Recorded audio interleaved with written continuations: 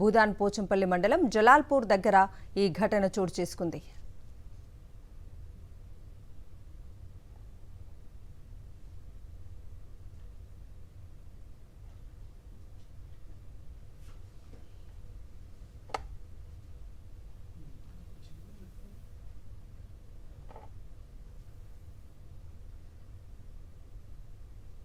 LBR నుంచి start అయినా start అయ్యి ఇటు పోచంపల్లి వద్దామని వచ్చినాం. అట్లా నైట్ అవుట్ అని చెప్పేసి విలేజ్ సైడ్ పోమని ఇట్లా వచ్చినాం.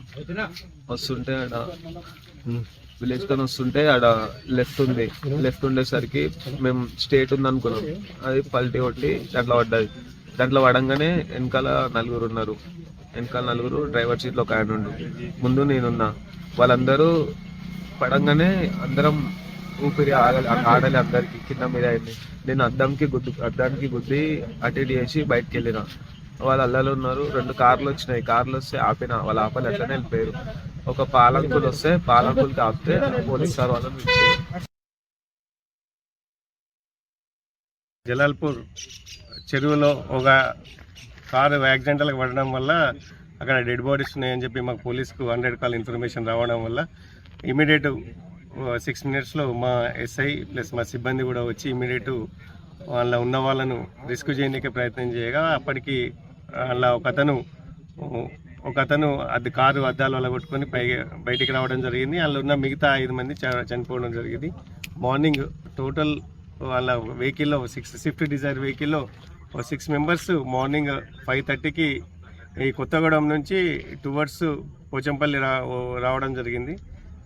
ఈడ వచ్చడంతో కారు ఓవర్ స్పీడ్ తోటి అక్కడ ఉన్న కడికి కూడా గుద్దుకొని అలా పడడం వల్ల 5 మంది చనిపోవడం సంఘటన జరిగింది. ఈ పిల్లలంతా కూడా 20-25 ఏజ్ గ్రూప్కి సంబంధించిన వాళ్ళు, ఎల్బీ నగర్ ప్రాంతంకు సంబంధించిన ఫ్రెండ్స్. మరింత సమాచారం మా ప్రతినిధి వాసు అందిస్తారు. హైదరాబాద్ నగర శివారు ప్రాంతం భూదాన్ పోచంపల్లికి సంబంధించి జలాల్పూర్లో జరిగినటువంటి ఘటనలో 5 యువకులు ప్రాణాలు కోల్పోయారు. కేవలం వీళ్ళు ప్రాణాలు కోల్పోవడానికి ప్రస్తుతం కరువుగా ఉన్నటువంటి రోడ్డు కావచ్చు, వాళ్ళ నిర్లక్ష్యమైనటువంటి డ్రైవింగ్ కావచ్చు. ప్రధానంగా మనం చూసినట్టయితే ఒక రోడ్డు నేరుగా కూడా వచ్చేసినట్టు ఇక్కడ కొంచెం ఏమాత్రం స్పీడ్గా వచ్చినా కానీ నేరుగా ఈ చెరువులోకి వెళ్ళేటువంటి ఆ పరిస్థితి చాలా స్పష్టంగా కనిపిస్తుంది. ఇదే సంఘటన స్థలంలో కూడా అనేక సందర్భాల్లో కూడా ప్రమాదాలు జరిగాయి. గతంలో కూడా 2 చనిపోయారు. మళ్ళీ తిరిగి ఇప్పుడు 5 చనిపోవాల్సిన పరిస్థితి ప్రస్తుతం ఇక్కడ జలాల్పూర్ చెరువు వద్ద జరిగింది. అంటే చూస్తూ ఉన్నాం, ఈ కారు రోడ్డు ప్రమాద సంఘటన జరిగిన తీరు చూస్తూ ఉంటే అతి వేగంగా 6 యువకులు ఈ కారులో ప్రయాణిస్తూ నేరుగా వచ్చి ఇక్కడే స్తంభాన్ని ఢీకొట్టి ఆ తర్వాత లోపలికి పల్టీ కొట్టిన నేపథ్యంలో కూడా లోతైనటువంటి చెరువులోకి పూర్తిగా కారు మునిగిపోయిన నేపథ్యం కనిపిస్తూ ఉంది. మనం చూస్తున్నాం 0809 షిఫ్ట్ డిజైర్ కారుకు సంబంధించి వెనకాల 4, ముందులో 2 ప్రయాణిస్తున్న నేపథ్యంలో కూడా అదుపు తప్పి కారు చెరువులో పడిపోయిన నేపథ్యంలో కూడా వాళ్ళంతా కూడా ప్రాణాలు కోల్పోవాల్సిన పరిస్థితి ఏర్పడింది. ఈ ప్రమాదానికి సంబంధించి కూడా ఒక యువకుడు ఎవరైతే మణికంఠ అనే అబ్బాయి చాలా తెలివిగా అద్దాన్ని బ్రేక్ చేసి కూడా ముందల గ్లాసును బ్రేక్ చేసి ఆయన బయటపడ్డాడు. కానీ 5 మాత్రం కాపాడలేకపోయారు. లోతైనటువంటి చెరువు, చాలా విశాలమైనటువంటి ఆ చెరువుకు సంబంధించి అది కూడా తెల్లవారుజామున సంఘటన జరగడం కూడా మొత్తంగా చీకటితో పాటు మంచు కురుస్తున్న నేపథ్యంలో కూడా అతడు వాళ్ళు రక్షించలేకపోయానని కూడా చెప్తా ఉన్నాడు. రైలింగ్ కూడా లేనటువంటి పరిస్థితి చూస్తున్నాం. కేవలం చిన్నపాటి రాతి మొగరాలు మాత్రమే ఇక్కడ రోడ్డుకు పక్కన నిర్మించారు తప్ప ఎక్కడ కానీ ఒక బలమైనటువంటి రేలింగ్ కానీ బలమైనటువంటి వాలు కానీ నిర్మించి ఉంటే ఖచ్చితంగా ఈ ప్రమాదం జరిగి ఉండేది కాదని మాత్రం స్థానికులు చెప్తున్నారు. ఇకనైనా సరే ఈ యొక్క చెరువుకు సంబంధించి జలాల్పూర్ చెరువుకు సంబంధించినటువంటి ఈ రోడ్డు విస్తరణతో పాటు ఆ కరువును కూడా తొలగించి ఆ తర్వాత చెరువుకు సంబంధించి బలమైనటువంటి రేలింగ్ నిర్మించాలని కూడా స్థానికులు అయితే డిమాండ్ చేస్తూ ఉన్నారు.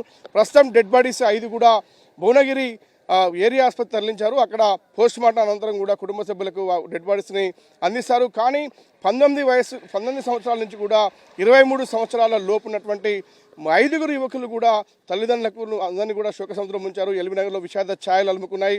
భువనగిరి ఏరియా ఆసుపత్రి వద్ద కూడా బాధితులంతా కూడా కుటుంబ సభ్యులు, బంధువులు భారీగా చేరుకొని కూడా విలపిస్తున్నటువంటి పరిస్థితి కనిపిస్తూ ఉంది. వాళ్ళని ఓదార్చే ప్రయత్నం ఎవరు కూడా చేయనటువంటి, ఎందుకంటే చేతికి అంది వచ్చినటువంటి 5 యువకులు ప్రాణాలు కోల్పోవడం మాత్రం ప్రస్తుతం 5 కుటుంబాలకు మాత్రం ఇది తీరని లోటుగానే చెప్పాలి.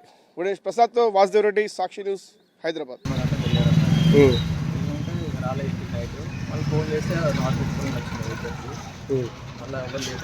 మీకు ఇప్పటి వరకు ఈ పోలీసు వాళ్ళు గారు ఎవరు కూడా కాల్ చేయలేదా? మా అతను అక్కడ భువనగిరిలో మా ఫ్రెండ్ వాళ్ళ అన్న ఉందంట ఆడ ఆయన ఫోటోస్ పెడితే మాకు మనతో వచ్చి లేపింది ఆయన చెప్తూ తెలిసింది. అందరి పరిస్థితి అట్లే ఉంది. ఎవరి ఇళ్ళల్లో ఎవరు కూడా ఎంతమంది వెళ్ళిరని ఏమన్నా పడుకొని ఉన్నారు. ఇంకా 5:30కి అయింది. మా ఫ్రెండ్ అతని ఫోటోస్ వచ్చినాయి. ఆ ఫోటోస్ అయితే ఇక్కడ ఉన్నా మమ్మీ వస్తున్నా అని అన్నాడు. సరేనే అని చెప్పేసి ఏ టైంకి నేను రాత్రి 3 o'clock ఫోన్ చేసిన నేను నైట్ ర్యాపిడో కొట్టుకుంటా అని పోయిండు. నైట్ ఒక చిన్న బాబు బండి తీసుకొని పోయిండు. తీసుకొని పోయి అయితే నేను 12 గంటలకు ఫోన్ చేసిన, ఒకసారి లిఫ్ట్ చేయలేదు. మళ్ళీ 2:30కు ఫోన్ చేసిన, లిఫ్ట్ చేయలేదు. ఇక 3 గంటలకు ఫోన్ చేసి మాట్లాడి మమ్మీ వస్తున్నా అన్నాడు. ఇక్కడ పక్కన గల్లీలు ఉన్నా వస్తున్నా అంటే నువ్వు ర్యాపిడ్ ఆఫ్ చేసుకొని నైట్ ఏం చేస్తున్నావు ఇంటికి రా అని చెప్పి అన్న. అంటే వస్తున్నా మమ్మీ నువ్వు వండుకో అని చెప్పి నాకు మెసేజ్ కూడా చేసిండు వాట్సాప్లో. నేను 500 కొట్టినా నీకు, నేను వస్తున్నా మమ్మీ అని నాకు మెసేజ్ కూడా చేసిండు.